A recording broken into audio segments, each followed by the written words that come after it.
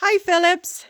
How are you today? I'm good, Terry. Thank you for letting me into your space with this beautiful bugler that you're making for the Butte County Veterans Memorial in Oroville. Tell me about it, the progress. You have made so much progress on this. I love to hear that about the progress.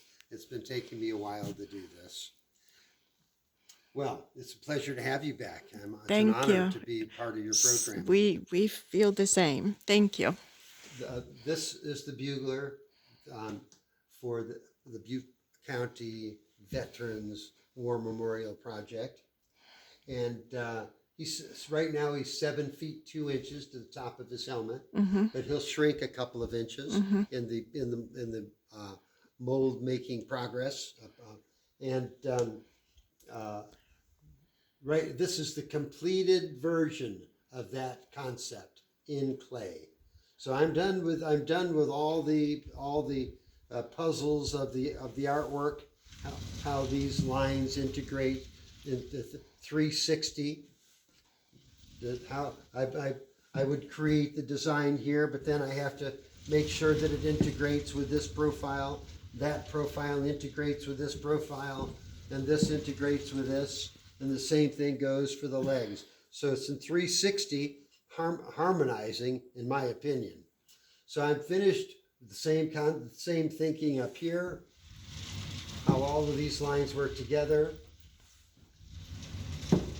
And of course, this is not realistic, it's representational, and it's a combination of realism and abstractionism, making, I hope, this a very contemporary sculpture. I don't really know of anybody else that's working like this currently to bring the old together with the new, marrying the new the new concept with the old, because there his helmet and his face and his hand and the bugle, that's all realism, and the belt and the cartridge clips and the gun, that's realism, and the holster. But all of this material behaves like actual material, Yes. like on my pants. But I don't really want to accept blind spots and clumsy folds, in my opinion, that take place with our clothing. In my opinion, there are its perfect moments, and then there are its imperfect moments. So I try and get the whole thing flowing, so it's all a part of one concept. So that is what my unique style does do. So It's a good continuation. Very nice. I love it. thank you. The next phase now will be preparing it for the mold, which the arm will come off about right here, that arm, and this arm will come off about right here, as I've showed this piece. This is the little maquette that I showed the committee, our county committee, and they okayed it, and so I made about 6 of these. And in order to make this successful, the arm needed to come off, and also this arm does come off in the mold making process. And then you also. cut the legs or something like that? Not with this. The whole thing is going to be one? Yes, with this did not need to be. No, not that. I mean that. Oh, this piece. I will make a mold. I'll lay him down on his back, and I'll make a one concept mold for the top of his body, from the tip of his shoes all the way up to the top of his head and his face. Remember, this arm won't be here, so the bugle won't be here, but I'll probably leave about 3 inches of the bugle that's at his lips there. Okay. For when it's welded back together, I won't have to start welding in complicated areas in his lips. So it'll just be cut off. The bugle will be cut off about 3 inches from his lips. And then once I make a mold when the mold will be made out of rubber, and then the rubber will be itself have a mold made of it out of plaster to keep the rubber stable so it doesn't undulate. And then when I'm finished with the front, I'll turn him around, lay him on his stomach, and I'll make a mold of the back. Those two pieces will fit perfectly together, even in the mold. Then, because this one big piece is too large for a foundry to cast in one piece, the piece will be cut up.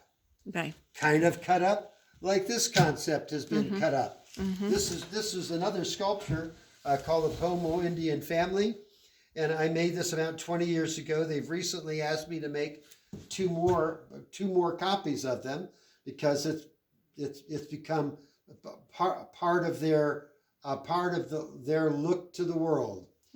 So there's the five pieces: 1, 2, 3, 4, and then another little piece in here because it gets kind of complicated. The foundry saw fit to cut another piece out. Then they're welded back together to become one piece.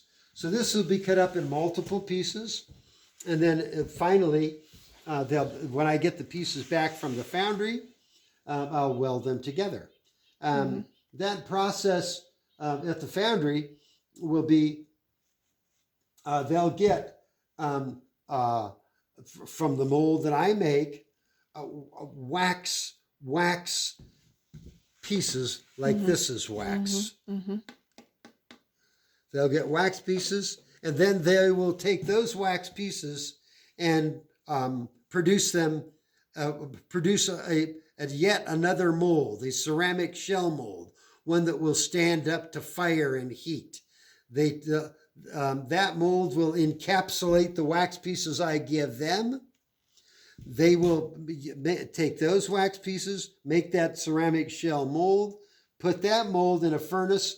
The wax will melt out, and then they'll have bronze at about 2200 degrees in a crucible, and they'll pour that liquid bronze into the mold.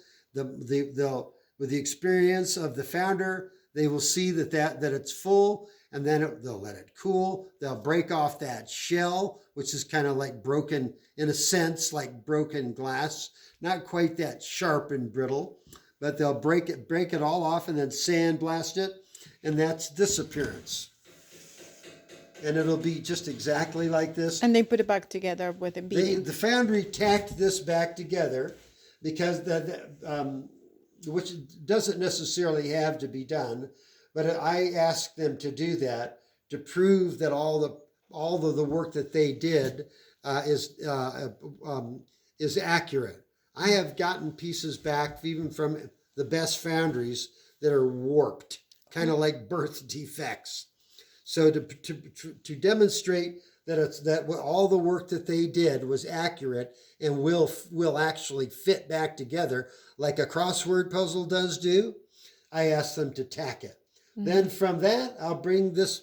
This will all be tacked back together and look very much like those, very much like these, only in this shape and form. And I'll use my TIG welder, which is right here, tungsten inert gas welder, which is very favorable to bronze and aluminum. Actually, they were designed particularly for aluminum and magnesium for industry, World War II fighter planes, in fact, aircraft in particular. Wow. But anyway, of course, all that good technology floods into the civil marketplace, and that's what fuses bronze sculptures back together most effectively. Then it will all be fused together, looking like this, but in this shape and form. And then I'll weld all the seams, all the weldments. And then you're going to place also the gun. The gun is not on his. The gun will be on his back, It's not on his back now because the gun is in clay, like this is in clay, and it's heavy and delicate. So I can't really mount it up on his back. No. That would not be smart to do because it would damage the gun, damage his back. But sometime this week, I will produce this in wax, like this is in wax. It will be way more durable and far lighter. I'll put that up on his back, and then I'll figure out the little mystery of the behavior of the gun straps here and right. here. I've Right. just got this put over out of the way, stuck on his arm.